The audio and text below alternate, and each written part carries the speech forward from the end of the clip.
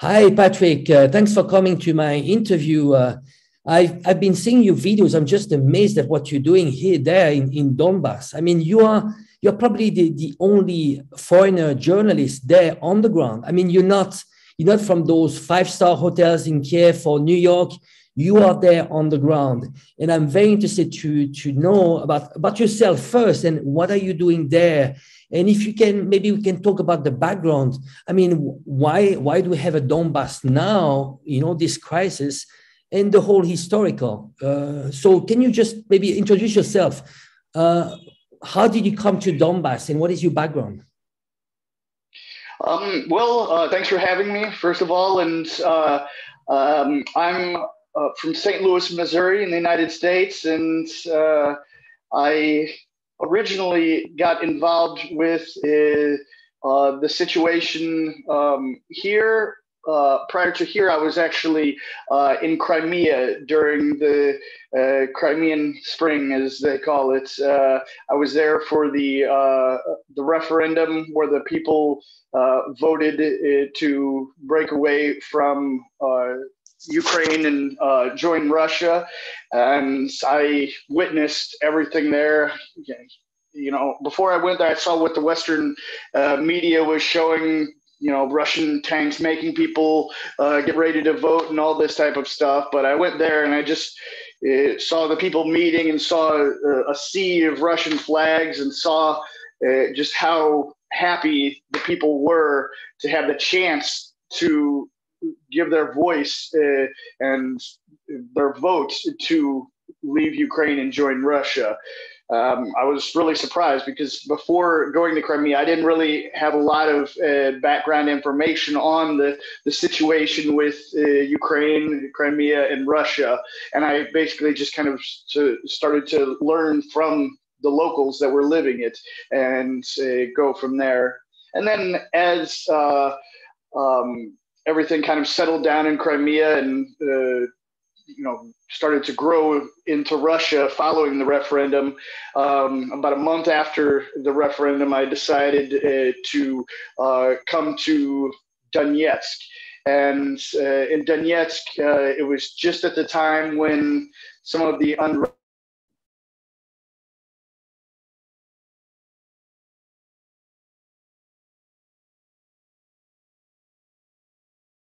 And are we still together? I think we might have You had broke just up a there. shortcut. Was maybe 5 seconds. Don't worry. Don't worry. Okay. So I left Crimea and decided to come to Donetsk because Donetsk started to get in the news about the protests and some unrest that was going on with people that were unhappy with the new rules and that the new government of Ukraine was trying to implement after the president that they voted in. They voted in Yanukovych, and he was removed from power without their say. So that this part of Ukraine had a problem with that, and when their government was removed, they felt like Ukraine was dead, and they wanted to have nothing more to do with it, especially after they saw that Crimea was able to join Russia with such a swift action. And a lot of the locals here in Donetsk hoped and expected that the same thing was going to happen to the Donbass. As we know, it didn't quite work out that way. But I showed up in Donetsk in April when some of the government buildings were first being taken over by the protesters. Actually, my first report here was when the protesters took over the main regional police station in Donetsk, the regional police station of Donbass, and it was done without not a punch thrown, Nothing. Some special forces, the Barracuda, as they call it, came and actually said, "We're not going to fight the people. We're going to be peaceful." And they came. They made some comments to the people, and they left.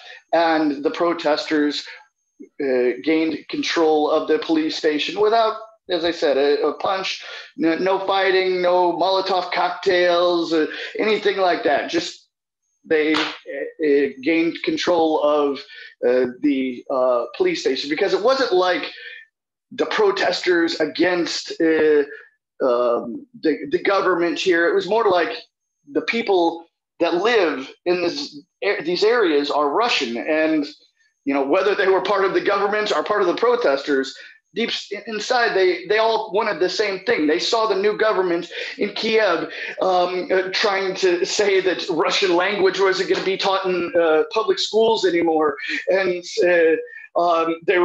that the main Russian holiday, Victory Day from World War II, was going to not be a national holiday anymore. And now many people don't understand. For Russians, Victory Day is like the 4th of July for the United States, in a sense that a comparative how many people celebrate it and how big the celebrations are.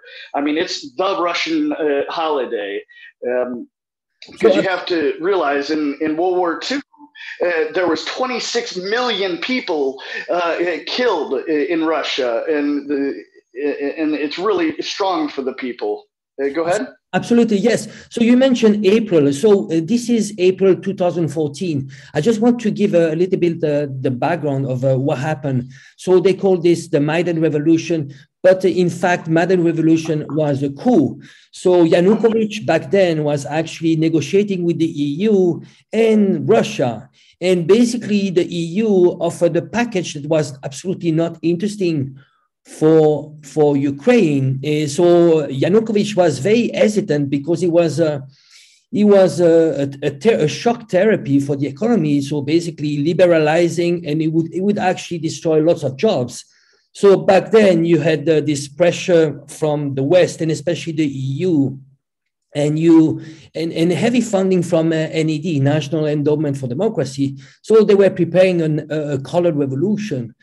Even though Yanukovych, he was actually sitting with the opposition, and they agreed on elections, 6 months later elections, but you had those neo-Nazis that were backed by the West. Azov Battalion, correct me if I say, just don't hesitate to jump in, So Azov Battalion, the previous sector, right sector, and basically it was a coup. They tried to kill Yanukovych, and he had no choice but to leave Ukraine. And he was replaced by a US puppet government. So what happened in Russian region, mainly Eastern Ukraine, which is mainly Russian, ethnic Russian, they all speak Russian, they felt threatened, right? And you had in two times you had a massacre that happened in Odessa. Maybe you'll tell us maybe later about this. There was then Donetsk region. There was Crimea that actually was there was no invasion. There was already Russian were leasing Sevastopol as a navy base. So there was never an invasion. It's actually the Ukrainian forces there actually that shifted allegiance to Russia, and there was a referendum, peaceful referendum. So in this whole context, then Donbass, and Donbass is where you give us more information about how did it start, was it peaceful, and what they were looking for. Were they looking for to something similar to what Crimea did, a referendum? Did they want to join Russia, or they wanted to fight for their rights, for their culture, Russian culture, and to be more autonomous from Kiev? Well, I guess I can also make sure to point out so that people understand exactly where I'm coming from. As I said, I came to Donetsk in April of 2014. Well, right now I'm in Donetsk as well. And I've been here for almost the entirety of this near 8-year war. In May, it'll be an 8-year war. And about 90% of the time I've been here in Donetsk. I didn't want to just, come into one place, do a little reporting like a lot of journalists do and then leave. No, I came here to understand what's happening throughout the whole process. And yes, when I first arrived here, I didn't have a huge understanding of the situation between the powers, but I learned as the people learned what they were doing and how they were reacting to the situation, the new situation with this new Ukraine, as the West calls it. But as I said, they viewed this Ukraine as not their Ukraine. When Yanukovych was removed from office, their Ukraine was dead, and they decided they didn't want to have anything to do with it. And then Donetsk and Lugansk People's Republics had their referendums. I was here as well to document those. And, it's just like in Crimea, so the overwhelming vast majority of the local population is Russian here. They're ethnically Russian, and they had wanted nothing more to do with this new Ukraine, this zombie Ukraine, as many call it. And they had their referendum. I stood there in the polls talking to people, hundreds, thousands of people coming to vote. And during that time was with talking to as many people as I could. I could only find one that was for Ukraine. It was very shocking.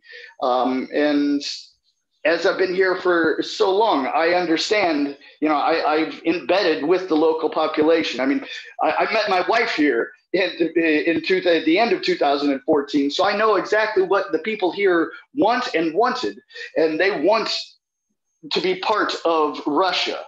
It's not like Russia, as the West wants you to think, is an occupying force here in Donbass that is, hurting Ukrainians and keeping them down. No, these are Russian residents that have lived their lives here, and it's not Russian forces that made this war happen. It's the miners, the farmers, the teachers, the plumbers that took up arms when Ukraine would not let their referendum stand, not let their voice be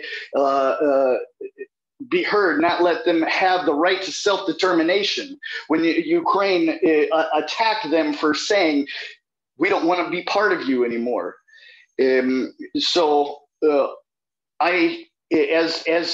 2014 went on, I found myself in the middle of the beginning of the war here. I documented these locals going to the front line, fighting their fights, and many of them lost their lives, and many of the civilians that weren't even fighters lost their lives. In 2014 and 15 and beyond, but mainly in 2014, I've seen so many people that were killed by Ukraine's indiscriminate shelling of civilian areas. I've seen people laying dead on the streets with a river of blood flowing down the streets, babies, children. And they just wanted to not be part of Ukraine anymore. Yes, and but Ukraine punished. Can you confirm? I mean, what they were afraid, those people, they were afraid of a cultural genocide. I mean, an ethnic genocide, because the new power there in Kiev was backed by neo-Nazi, and they wanted to eradicate the culture and the language. I mean, before the language, Russian language was official, one of the official language, And now it's no more. They want to eradicate all this historical past and the language, and this is mainly what they were fighting for. They were afraid, and also there was not a government they had chosen, right? Well, yeah, that's what. As I said, they felt their Ukraine was gone, and they saw what this new Ukrainian government was doing, trying to force them out of their language and out of their, as I said, their Russian holidays.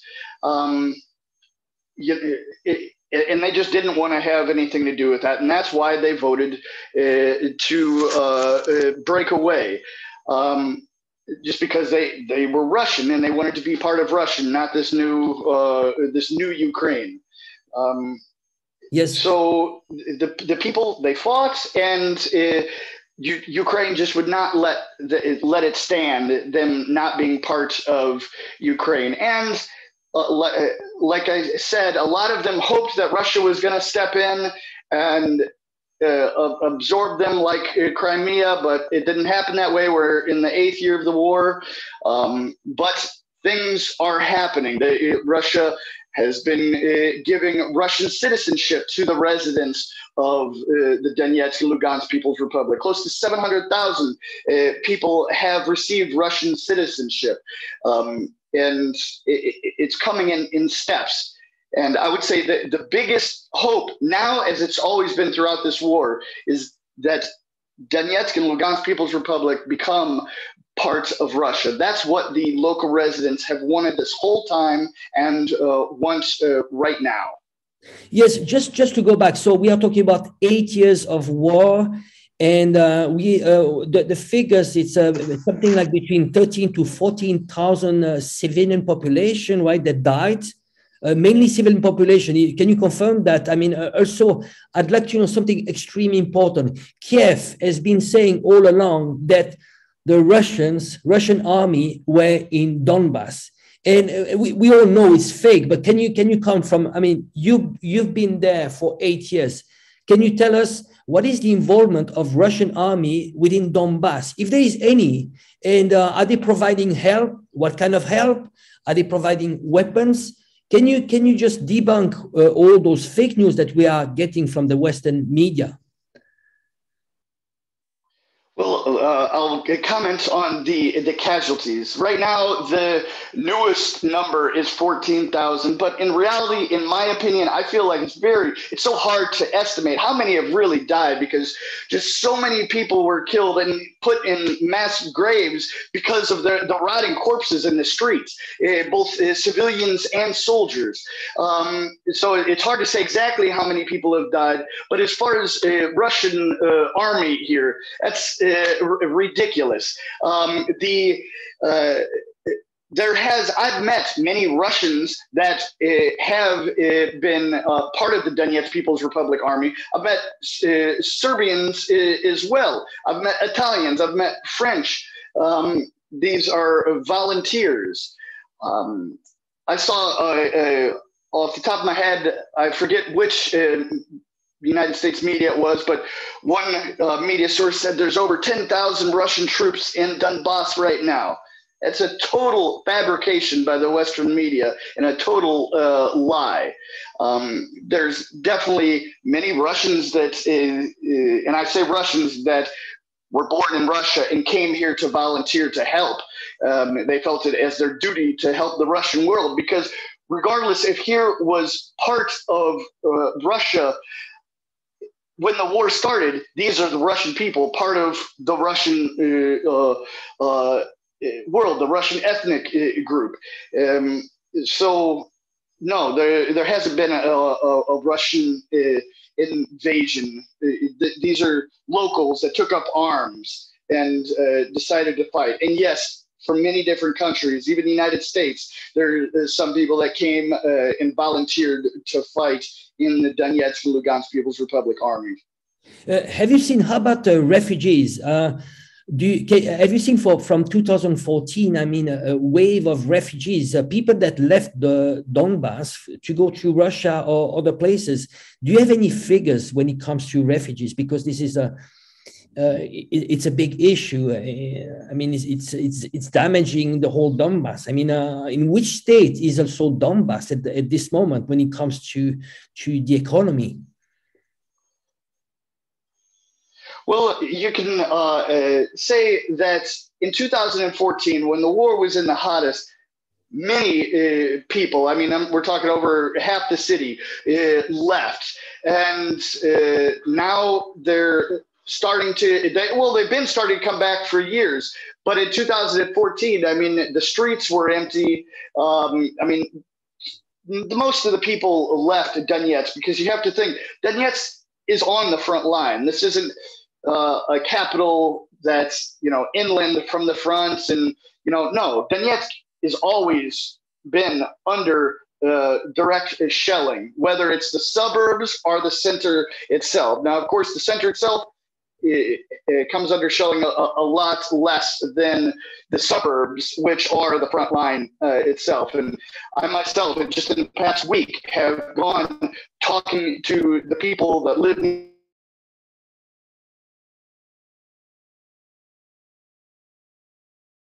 from the suburbs of Donetsk, but they're almost cut off. No stores or anything like that to get supplies. They have to. Luckily now there are buses going, but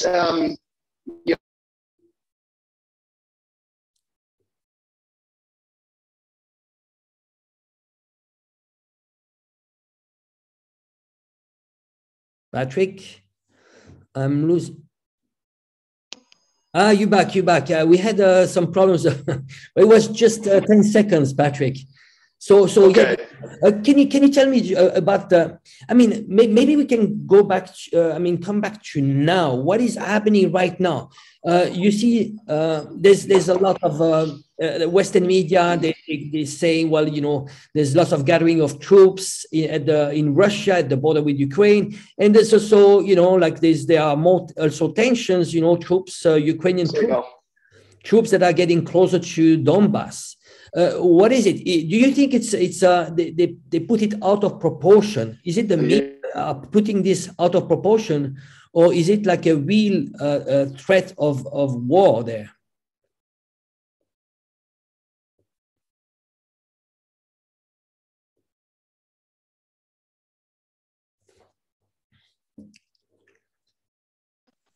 Yeah, we got problems, connection problems. Let me repeat maybe the question. So here, okay. I mean, these days we're hearing from Western media that there are big tensions. There's a high risk of war, and I think it's blown out of proportion. There are exercises on the Russian side close to Ukraine. They're talking about 100,000 troops, and then gathering of Ukrainian troops at the border with Donbass. How is it going with the current fight? I mean, do you have some shelling going to Donbass? And is it the threat real, or is it blown out of proportion for U.S. interest? Because we saw recently Zelensky saying, "Well, don't panic. There's no real threat." What do you think is this game with the U.S.? What the U.S. wants to do? Does the U.S. want really Ukraine to just go to war, just to serve U.S. interest? Well, I can tell you yesterday, Ukraine attacked 3 civilian villages starting in the night. And in one village, they hit a electric power station or sub-power station with Western-made 60 millimeter mortar shells. And I was there on the site. I saw the shells themselves, and these shells, 60 millimeters, were not in the Soviet Union arsenal, the Russian arsenal, or the Ukrainian arsenal. They were supplied by the West, and they were used yesterday morning to attack the infrastructure, the civilian infrastructure of a village, Yelenivka, which this plant powers that village and some of Donetsk as well. And then also yesterday morning, a Ukrainian sniper in the village of Alexandrovka targeted a civilian, an elderly man who was just shoveling his snow. and I was.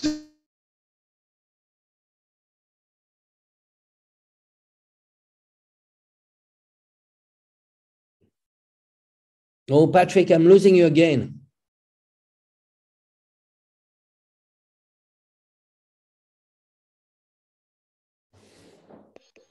Yeah, it's just random cuts, Patrick. So you have some random fighting there, wasn't there a Minsk agreement? There was a Minsk agreement. There was a Normandy format, right? Who's not respecting the Minsk agreement?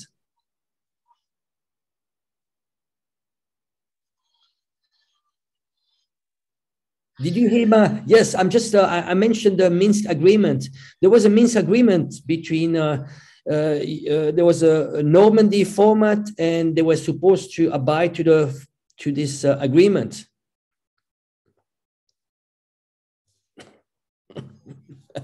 We got some problems. Yeah. Well, let's see where it goes. Let's try. Is that on my side, or is that on my side, or your side? My connection should be good. We have high-speed connection here, but it's just cut a random. Yeah, I think I should be good as well. I'm not sure. Yeah, let's try. Strange. Let's see how it goes. Okay. I just mentioned. At what point did it?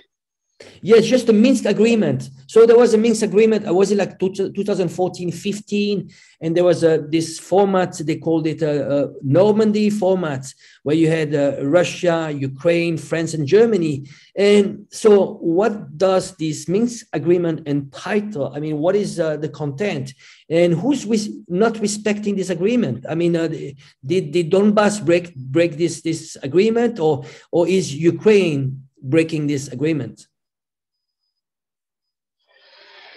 Well, I can tell you what I see from where I am. And for the last 8 years, sometimes there is breaks in the fighting and there's no shelling of civilian areas. But basically every month, and sometimes every day or every week, there's been attacks, indiscriminate, random attacks on civilian areas in Donbass and Donetsk People's Republic, from Ukrainian controlled territory. Now, the Ukrainians will say, oh, Donbass, Donetsk, it's shelling themselves or something like this. But every chance I do, even though it's ridiculous that they could say that, I, in my reports, show instances, just like yesterday in my reports of the power plant that got hit, how when you're looking at the front line and there's a building hit on one side of the building and the Ukraine positions are in that direction and it hits on that side of the building, it can't be fired from anywhere else. So I've proved over and over again that Ukraine is shelling the civilians here and the civilian infrastructure. And the West just won't listen. The Western media won't listen. They won't show anything that contradicts their narrative that they're told to show. So Ukrainians Ukrainians in Kiev, they have no idea about what is happening in Donbass. All the Russian media have been banned, right? Most of there was like 8 major Russian media that are banned in Ukraine. So now you have only one version. And what we're hearing is that, they even say, some reports, they even say that sometimes Russians are firing on Donbass, which is absolutely ridiculous, right? So how is the humanitarian situation right now? I mean, how are the people coping? The economy, is the economy on a survival mode? I've heard at the beginning that Kiev actually cut the pensions for old people. So the pension from Kiev were not going back to Donbass. And how is it like with money, currency? Is Donbass still paying taxes to Kiev, or are they getting more autonomous? How are they coping with that?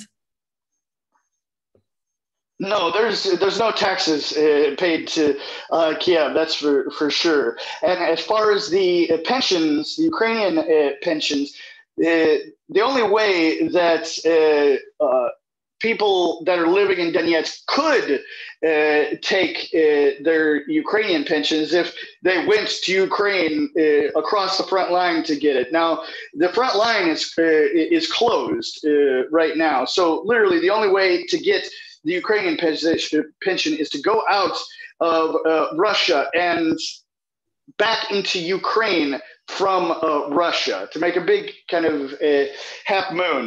And some people do that. But there's also pensions that are given by the Donetsk People's Republic and Lugansk People's Republic. They get their pensions through this government. I mean, this isn't like something like some people in the West might think, oh, well, yeah, there's a war, but there still might be some Ukrainian authorities there or something. No, there's no Ukrainian authorities here. There's no Ukrainian documents given here. In fact, my son was born here in 2016, and he received a Donetsk People's Republic birth certificate, and Ukraine will not issue him a Ukrainian birth certificate. I mean, this is a government within itself, a military within itself, a totally, functioning entity. And that's just the way it is. Of course, in 2014, 2015, there was a lot of unorganization, and but as years went on, the republics grew and organized themselves. And I mean, it's a full-fledged government, military. I mean, there's government offices and everything you could think of that fully function. I mean, this is a functioning country. Yes, I've seen some reports, some interviews from radicals in Kiev, the neo-Nazis, fascists in Kiev, and they're calling the Russians dogs. They're talking about filtering. Once they'll get into Donbass, they will be filtering people, and basically, putting them into camps, kind of re-education camps. What is the worst case scenario? What do people in Donbass fear if they go into war? And what if Ukrainian forces were into Donbass? What could happen? I can't necessarily speculate on the possibilities if they came in here, but it would not be good. But at this point, it's not realistic. The people, the locals will never let Ukraine be in control here again. Even some that didn't have a problem with Ukraine in 2014. Now every person here knows someone that's been seriously injured or killed, or several people that have been killed by Ukraine attacks. Now, if a government killed your family member, wouldn't you consider that murder? These people consider that their family members have been murdered. So there's no way that they will let Ukraine be in control here. I was near the Donetsk airport, in almost like a ghost town that the Ukraine forces have destroyed in the years, just 2 days ago. And I asked a man, a miner, coming back from work, what would you do if Ukraine attacked and there was a big war next week? And he said, well, I would take up a machine gun. What else could I do? And, he'd fight. This is a man probably around 50 years old, just coming back from work. And, in a neighborhood, his neighborhood, that's been destroyed. I have so many, I've gotten close to the people that live in these areas. And in fact, my wife's from one of these areas. Her mother's home, the home she grew up in, was hit by Ukrainian shelling 3 times and completely destroyed, just like all of her neighbors. And the people just will never have anything, the vast majority will never have anything to do with Ukraine again. I just want to make it clear, the position in 2014 and the position now is different because of the war, the damage of war, and the tensions that come from all those death and suffering. But back in 2014, what the people in Donbass were asking was to have some kind of autonomy and also to have their ethnic rights, cultural right to be protected, as they are Russians. They speak Russian, and they have a long history linked with Russia. So do you see that possible now, even though there are huge tensions between Ukraine and Donbass? Do you see maybe Kiev to go back to something more reasonable, that would a system that would protect those minorities under an autonomous system within Ukraine, and by protecting those rights of ethnic Russians within Donbass? It would be hard, even if Kiev is willing. I feel like the population, as I said, everybody knows someone that's been hurt or killed by Ukrainian forces. It'd be a hard pill to swallow for Donbass and Donetsk and Lugansk People's Republic to be under control in any way of Ukraine again. I think something like that could only happen as if this war becomes a frozen war for many, many years and people start to forget. But even in that sense, a slogan of the people here is they won't forget and they won't forgive what has happened. And I just don't see them accepting this Ukraine government in any way.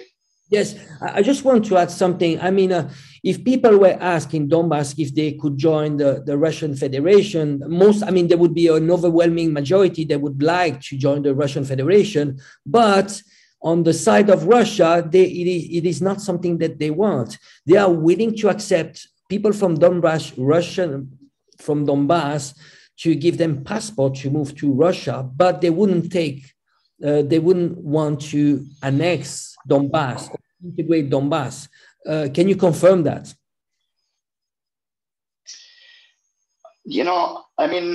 I'm here. Russia's giving them all passports here. Every man, woman, and child has the right to Russian citizenship as far as the Russian government goes. And I think the next step is Russia recognizing the republics, fully recognizing them. And I don't know if it's just hope that I get from the people, from what they want, but they believe now more than ever in the last, I should say 7 years, because the first year, a lot of them believed that it was going to happen fast like Crimea. But after the first year, they all thought, okay, this isn't going the way we thought, but we're going to continue fighting. But now the hope is stronger than it has been in the last 7 years that Donetsk and Lugansk People's Republic will be able to join Russia. And in fact, in the last week, I've been doing reports every day in these areas that have been destroyed by Ukrainian forces, and asking the people if there was a referendum tomorrow, what would the outcome be? And as you said, they would all, the vast majority would vote to become part of Russia. And I even asked many of these people what they thought about this Western line, Western governments and the Western media that's pumping this Russian invasion. What do they think about the Russian invasion? And what do they think about the fact that it's Russia, Donetsk People's Republic are saying that it's Ukrainian aggression? And they said, of course, it's Ukrainian aggression. It's not Russia. Russia it has nothing to do with it. Yeah, there might be troops on the border, but the opinion of the people that live here, not my opinion. I try to do everything I can to keep my personal opinions out of it. I talk to the people and I show the interviews in depth as I can, just let people talk. And I translated this all to English. And they say that it is the Ukrainian aggression that is causing a possible intensity in this the hostilities here. Yes, Patrick, I have to say I'm really amazed about what you're doing there. I mean, you are taking big risk. I've seen you on the front line. I will put in the video description your YouTube channel. Could you tell us how we can support your work? How do you? I mean, you are right now 100% freelance there doing journalism. How can we support your work there in Donbass? Well, I wouldn't even call myself freelance anymore. I call myself independent because I used to be a freelancer back in 2014, 2015, and I would take video and sell it to Western media. That is until some of my videos were lied about. And one point in particular in Lugansk People's Republic in Pervomaisk, where there was a soup kitchen, where one of the only places the locals that were under daily Ukrainian shelling could get food. It was hit in the morning by Ukrainian shelling. And I went there to document the aftermath. And while I was there, Ukraine attacked again the same soup kitchen in the center of this city. And then I sold that some of that footage to actually many Western agencies. And you can still look at it to this day that these Western mainstream medias are still lying about this, saying that it was Lugansk People's Republic that fired on this soup kitchen, which is totally ridiculous. So now after that, I won't sell to anyone. I film my stories so I can show what I see with my own eyes, and I'm independent. I'm totally crowdfunded in all of my videos, and I guess we can maybe put in your description the different links of how people can support my work, because that's the only way I'm able to do this. So that's just, it is what it is. I gave my hand at being a freelancer, but I just, at the end of the day, felt like a prostitute with it because it wasn't the truth. And I am here to show the people what's really happening. So that's why I'm totally independent now.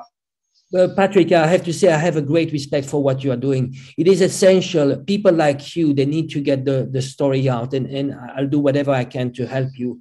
I really appreciate I mean, great support. Really, I wish you, first of all, I mean, most important, you to be safe, you and your family, and it's important. Your job is amazing. It's a huge contribution what you are doing. I just wish you to stay safe, and absolutely. I mean, big thank you for joining my interview. Well, thank you for having me anytime. Thank you, Patrick. Bye. Okay. Bye-bye.